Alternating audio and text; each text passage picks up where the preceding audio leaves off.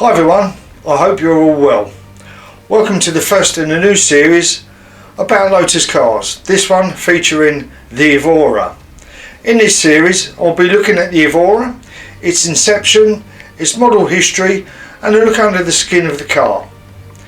For this I will be splitting the car into three sections: the front, the middle and the rear. And I will take a detailed look at what is contained within those sections, such as powertrain, chassis, suspension, brakes, cooling, etc. The first section I'll be looking at is the rear of the car. This of course contains the powertrain, and from this I will be looking at the engine in some more detail.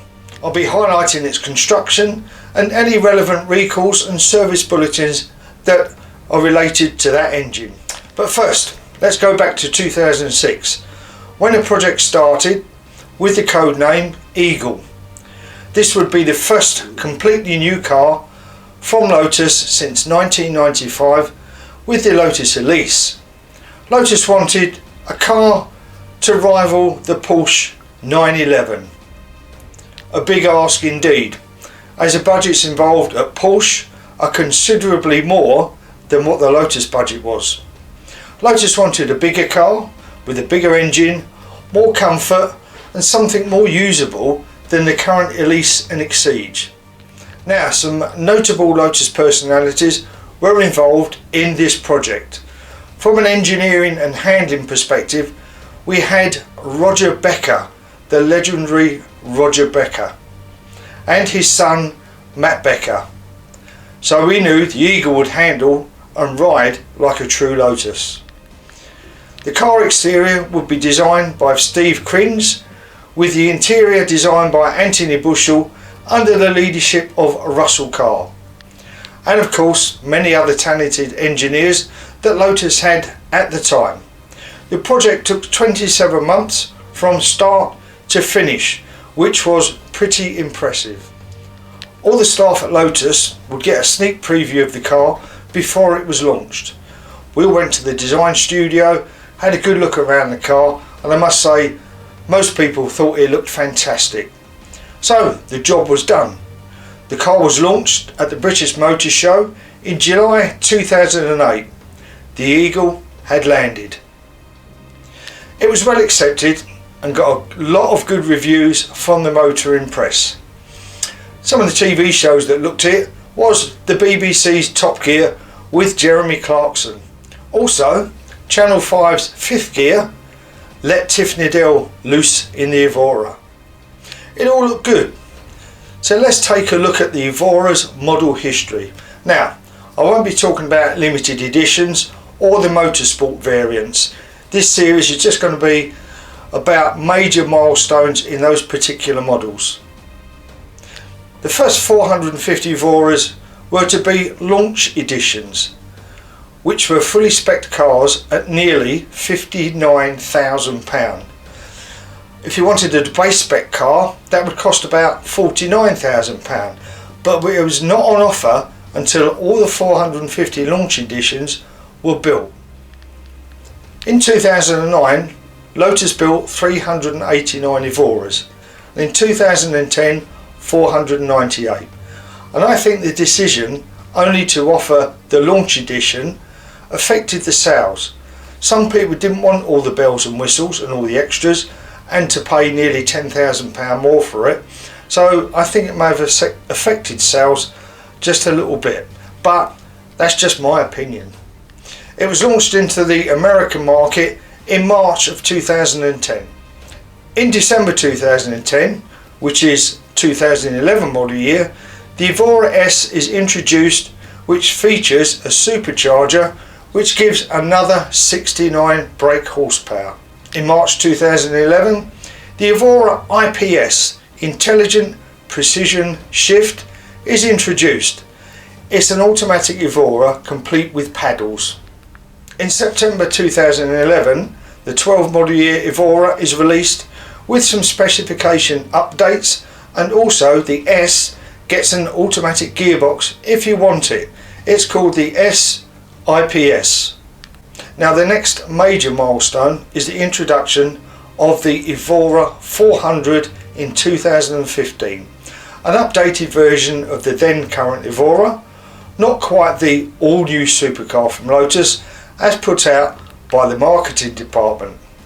More power, redesigned interior, some new panels and quite a few under the skin modifications and updates, but all new?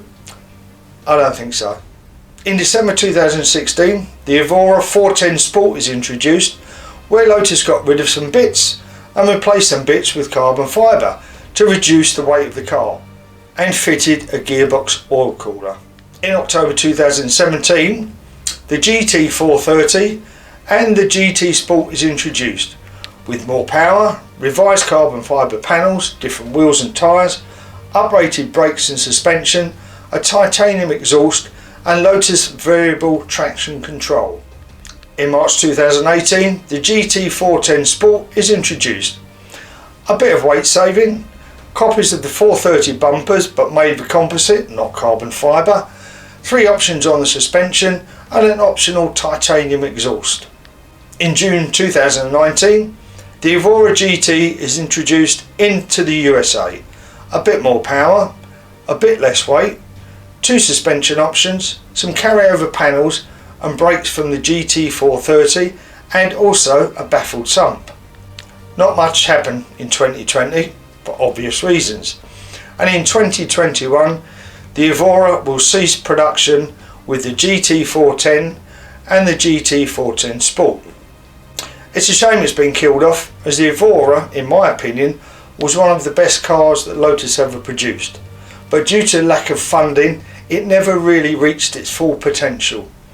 But I'm sure that quite a bit of it will live on in the new Lotus Emira.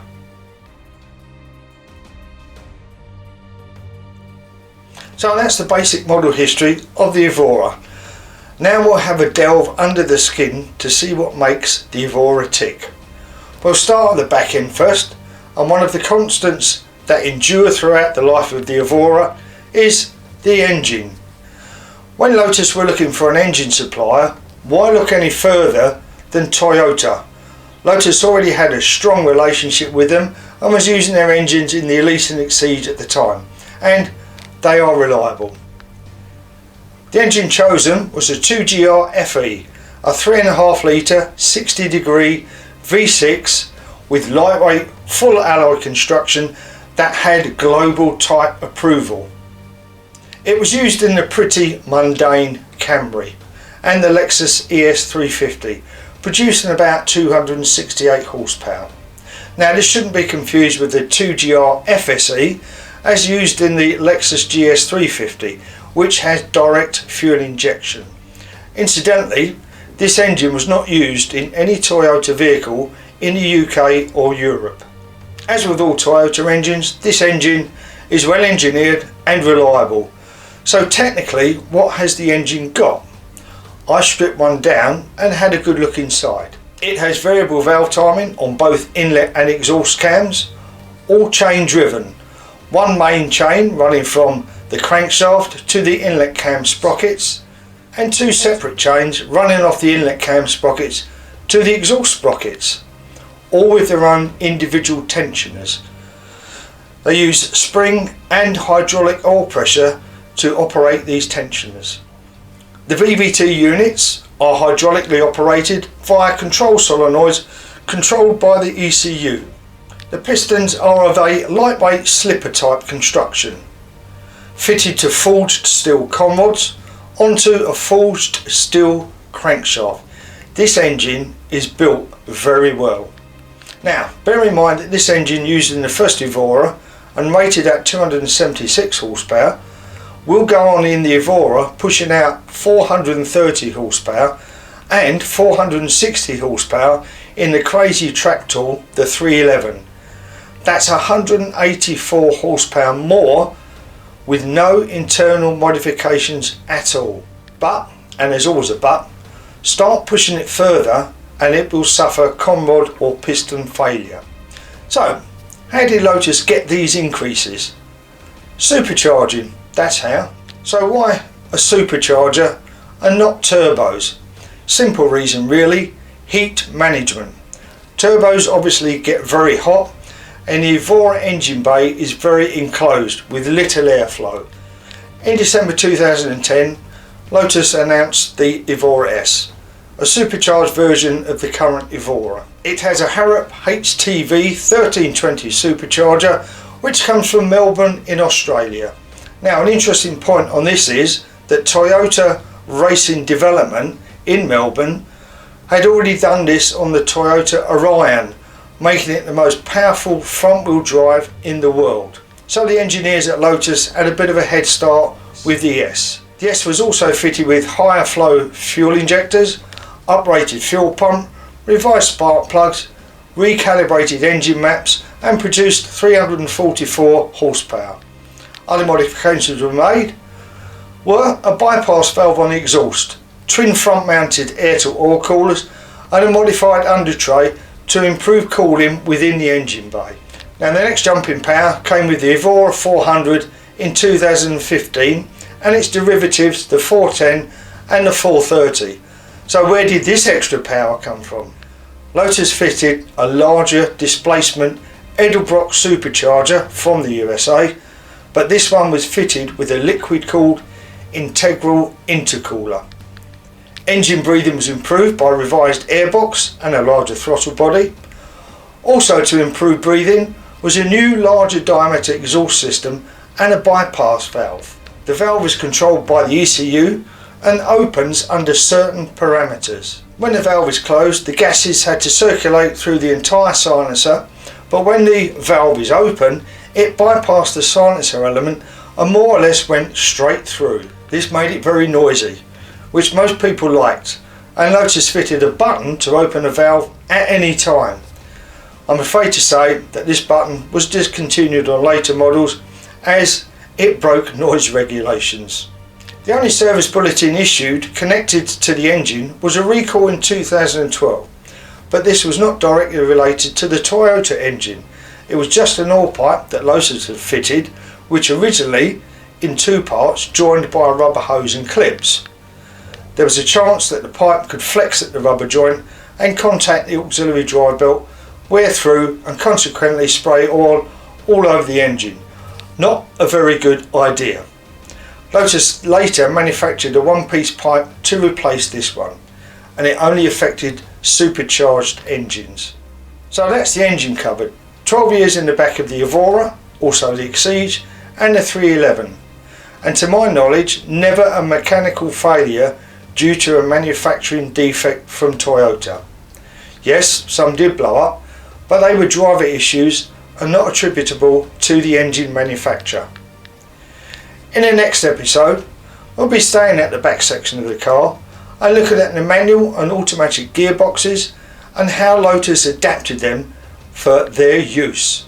Please share it, subscribe to it if you haven't already, and like the channel.